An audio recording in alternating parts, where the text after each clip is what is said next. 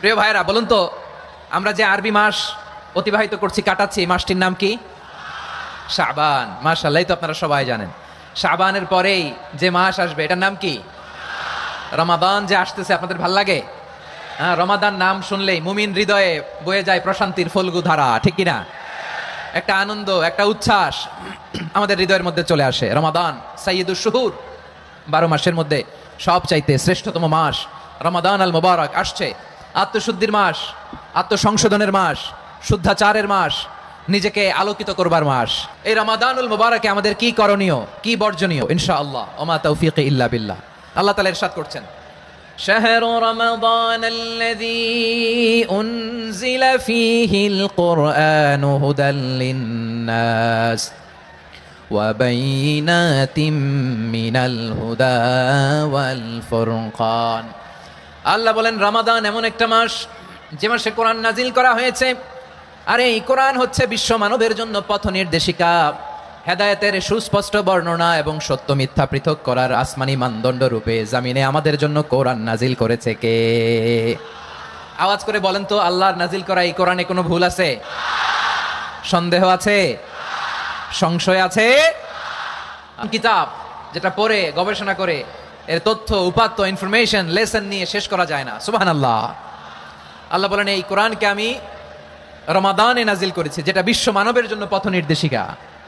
এতে আছে হেদায়েতের সুস্পষ্ট বর্ণনা, আর সত্য মিথ্যা পার্থক্য করার মানদণ্ড, কোনটা সত্য কোনটা মিথ্যা, এটা কোরআন দিয়ে ডিফারেন্সিয়েট করা যায়। কোরআন হচ্ছে ফুরকান, to differentiate between right and wrong. কোনটা সত্য, কোনটা মিথ্যা, কোনটা ভুল, কোনটা নির্ভুল, এটা কোরআন দিয়ে যাচাই করা যায়। চিল্লায় বলেন ঠিক কিনা? এজন্য এই কোরআন দিয়ে আমাদের জীবন সাজাতে হবে। কোরআন দিয়ে জীবন না সাজালে জীবন আলোকিত হয় না। কোরআন দিয়ে পরিবার না সাজালে পরিবার আলোকিত হয় না। কোরআন দিয়ে সমাজ না সাজালে সমাজটা শান্তিময় হয় না। এই কোরআন নাজিল হয়েছে রমাদান আল মুবারক, এই বরকতময় মাসে। তাই আমাদের উচিত আসন্ন যে রমাদান আল মুবারক, এই রমাদানে কোরআনের সাথে নিজেদের সম্পর্ককে বাড়ানো। আপনি কি জানেন কোরআন নিয়ে কোন ফেরেশতা পৃথিবীতে এসেছিল? জানেন ফেরেশতার নাম কি বলেন তো? জিবরিল আলাইহিস সালাম। সাইয়েদনা জিবরিল কোরআন নিয়ে এসেছেন, ফলে উনি হয়েছেন শ্রেষ্ঠ ফেরেশতা। বিশ্ব নবীর উপর কোরআন নাজিল হয়েছে, তাই তিনি হয়েছেন শ্রেষ্ঠ নবী। রমাদানে কোরআন নাজিল হয়েছে, তাই রমাদান হয়েছে শ্রেষ্ঠ মাস। কদরের রাতে কোরআন নাজিল হয়েছে, তাই কদর হয়েছে শ্রেষ্ঠ রাত। আমরাও যদি কোরআনের সাথে সম্পর্ক বাড়াই, আমাদের মর্যাদাও এরকম, আমাদেরকেও শ্রেষ্ঠ মানুষ বানায় দিবে কে? এজন্য কোরআনের সাথে সম্পর্ক বাড়াইতে রাজি আছেন তো? যারাই কোরআনের সাথে সম্পর্ক বাড়ায়, এদের মর্যাদা বাড়ায় দেয় কে? শাবান মাস আসলে, রজব মাস আসলে সাহাবারা কি করতেন? আসুন আমরা দেখি কিভাবে তারা রমাদানকে ওয়েলকাম জানাতেন।